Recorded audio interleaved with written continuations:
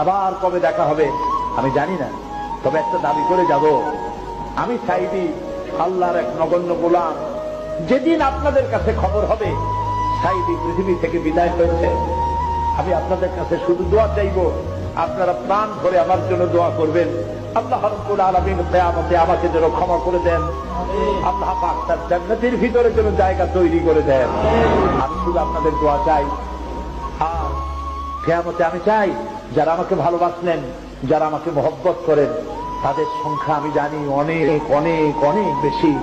আমি আল্লাহকে বলবো, আল্লাহ আমাকে যারা ভালোবাসে এরা আমার মায়ের পেটের ভাইটা, এক জেলার মানুষ নয়, অথচ আমাকে ভালোবাসে শুধু দিনের জন্য। একদিন এই চেয়ারে সাইদি থাকবে না, হারিয়ে যাবে একদিন, এটাই স্বাভাবিক। মাওলানা শামসুদ্দিন থাকবে না, সাইদি থাকবে না। প্রিয় ভাই সব, আল্লাহর কসম, এই দোয়া কবুলের ভিতরে সাইদির কোন কেরামতি নাই, কোন কারিশমা নাই, আল্লাহর কসম। এখানে যে দোয়া যদি কবুল হয় তার একমাত্র কারণ কালামুল্লাহ, আল্লাহর কোরআন। আমি অযোগ্য, আমি অপদার্থ, আমি আল্লাহর এক গোলাম। সমস্ত মুজিজা এই কোরআনে। তাই লোকেরা বিশ্বাস করে এখানে দোয়া করলে আল্লাহ অনেক কথা শোনেন, না শুনলেও তার কিছু আসে যায় না। ফাআলুল লিমা ইউরি, যা খুশি তাই তিনি করেন। 50 বছর কোরআনের তাফসীর করেছি সারা বাংলাদেশে, সারা পৃথিবীতে।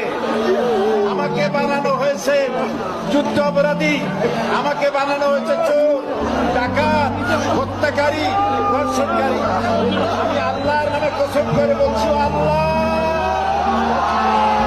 তোমার জাতের কসম, তোমার ইজ্জতের কসম, তোমার সম্মানের কসম, 1971 সনের এক ফোঁটা পানি বা কাদা আমার গায়ে লাগে নাই, লাগে নাই, লাগে নাই। আমার শুধু কাজ ছিল, আমার শুধু কাজ ছিল কোরআনের প্রচার করা। নাস্তিকবাদীরা সহ্য করতে পারে নাই, জালিমরা বরদাস্ত করতে পারে নাই, যার জন্য আমাকে বন্দী করে রেখেছে।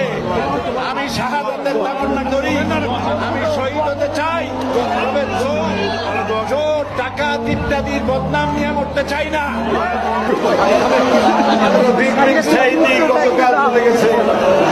আমি জানতে পারলাম আজকে আসরের নামাজের সময়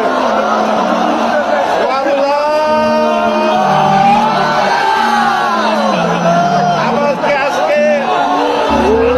কথা বলতে দিন, আমাকে কথা বলতে দিন। আমি জানি না আগামী দিন অথবা আগামী বছর আপনাদের সাথে এই জায়গায় দাঁড়িয়ে আমি বক্তব্য রাখতে পারবো কিনা আমার জানা নাই, আল্লাহ পাক ভালো জানেন।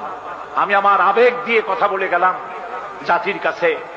আমি যেন দেখতে পাচ্ছি জাতি জাহান্নামের দিকে এগোচ্ছে, প্রতি পলে পলে, প্রতি মুহূর্তে মুহূর্তে। ও আমার জাতি, আহা! শাহ আতাউল্লাহ বুখারী রহমতুল্লাহ আলাইহি তিনি বলেছিলেন, 40 साल तक कब्रिस्तान में आजान दिया, कोई मुर्दा जिंदा नहीं हुआ। 40 বছর পর্যন্ত কবরস্থানে আজান দিলাম, কোন মুর্দা জিন্দা হলো না। আমি 36টা বছর চিল্লাইলাম, ও আমার জাতি, ফিরে আসো, তোমার ছেলেরে ফিরাও, তোমার মেয়েরে ফিরাও, তোমার জাতিকে ফিরাও। হিন্দু সংস্কৃতি বাংলাদেশকে খতম করে দিবে, জাহান্নাম বানায় দেবে।